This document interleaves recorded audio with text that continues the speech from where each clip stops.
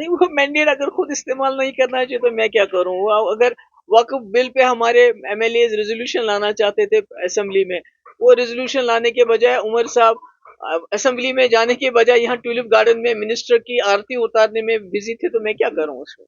तो वो पावर तो वो खुद कम करे। मैंने तो आज पहले उमर साहब को भी एक ये इसकी कॉपी भेज दी।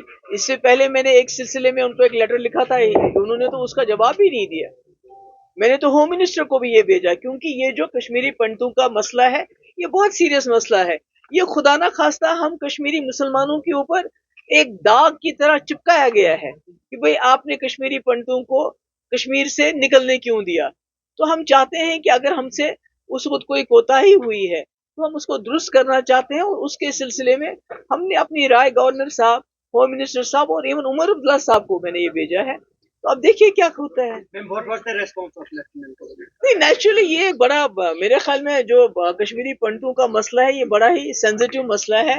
इट्स वेरी ह्यूमनिटेरियन, इंसानी मसला है। नेचुरली उनका पॉजिटिव था, उन्होंने कहा कि he will go through it, और इसमें जो जो मुमकिन हो सकता है वो करेंगे। कल पंडितों का बड़ा दिन है, तो आप कहना चाहेंगे? नहीं कि मैं कल जाऊंगी उनका इस्तेमाल करने के लिए, खुद ही वहां जाऊंगी तो जो कहना होगा वहां कह दूंगी। मैं यही कहूंगी कि हम कोशिश कर रहे हैं। मुफ्ती साहब का हमेशा ये बड़ा सीरियस था उनका कि कश्मीरी पंडित वापस आने चाहिए।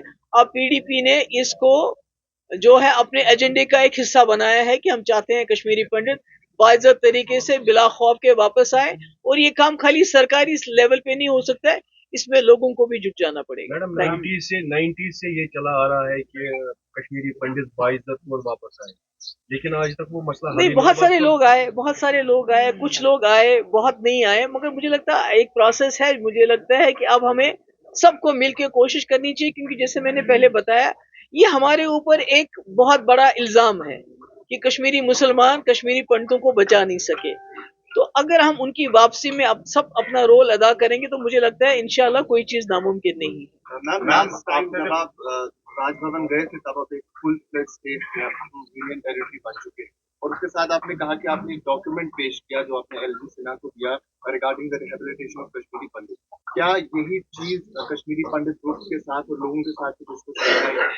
बिल्कुल, ऑलरेडी हम करते रहते हैं डिस्कस। जब हमने ये डॉक्यूमेंट बनाया तो उससे पहले हमारी डिस्कशंस हुई कश्मीरी पंडित्स की, भाई आप क्या क्या होना चाहिए, क्या आपको अपना जो अगर पॉलिटिकल प्रोसेस, अगर हम पीडीपी आपको अपने एजेंडे का एक पार्ट बनाना चाहती है कि कश्मीरी पंडितों को वापस आना चाहिए, जैसे हमारा एजेंडा है peace with dignity, resolution of issues, तो उसमें उनका ये था हमारा फीडबैक कि ये चीजें जो ट्रांसफर पॉलिसी है वो बहुत स्ट्रिक्ट है।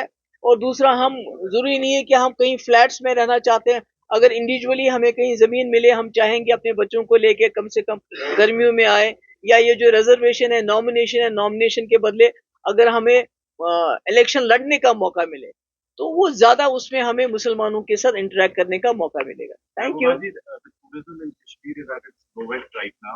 And after the Pahalgam attack, security is one of the major concerns. Do you think this is the right time we have to take Kashmiri Pandits won't security be an issue? It's a long drawn process. We have started something.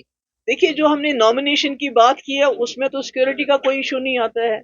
उसमें तो already अपने पंचायत में यहाँ कश्मीरी पंडित लड़े हमारे election.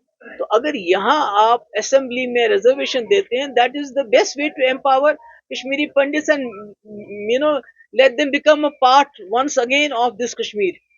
तो मुझे लगता है कि हमने अपने हिसाब से कोशिश की है।